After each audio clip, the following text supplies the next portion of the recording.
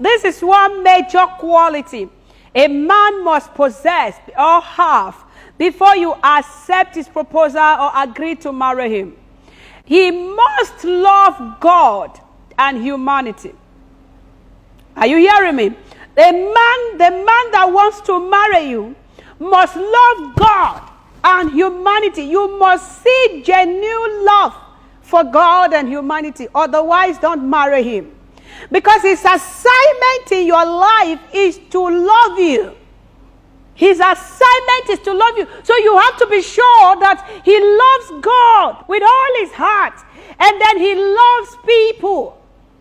Don't just say he loves you alone. No. If he loves only you, there's every tendency that a time will come that the love will not be there. It won't last.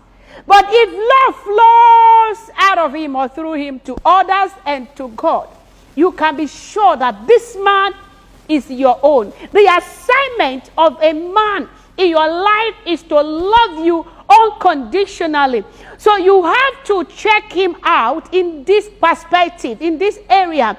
You have to make sure that he loves people and he loves God.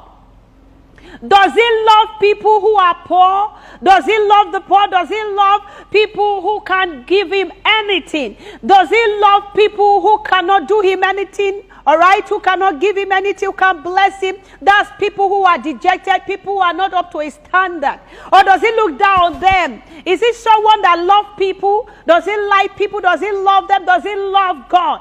Does he love people unconditionally?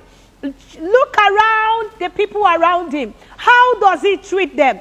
Any way he treats God and people should tell you how he's going to treat you. Don't assume that when he marries you, he's going to love you because you are his wife. No. People will always be who they are.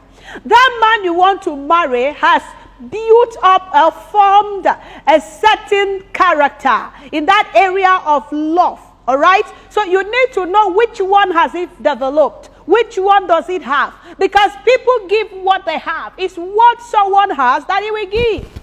They are not just going to start loving you because they are married to you.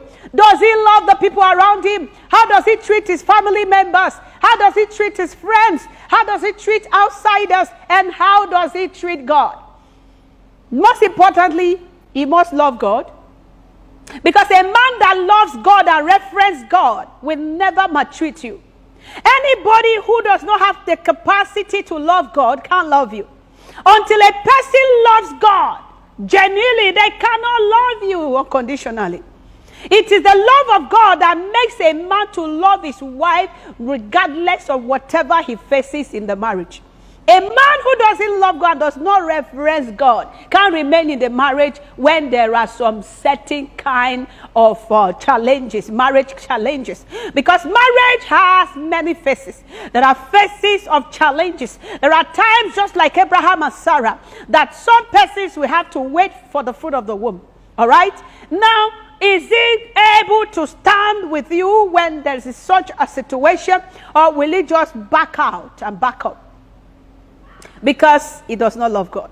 If he loves God and he fears God, he has the fear of the Lord, he will not leave you in the middle of the ocean.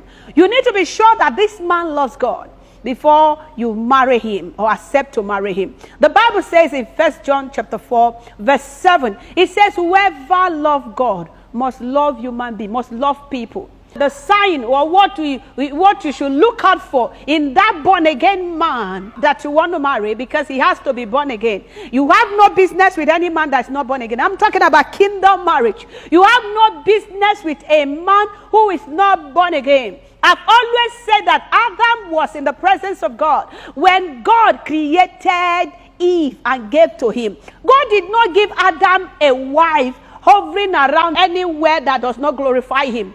All right? God gave Adam Eve in his presence, because the Bible says every day the Lord comes to have koinonia fellowship with Adam. So Adam was not outside of his will. In fact, Adam had found destiny. Adam was in the will of God. He was in the garden, taking care of the garden as commanded by God. So he was in his assignment. He was in alignment with God when God gave him Eve.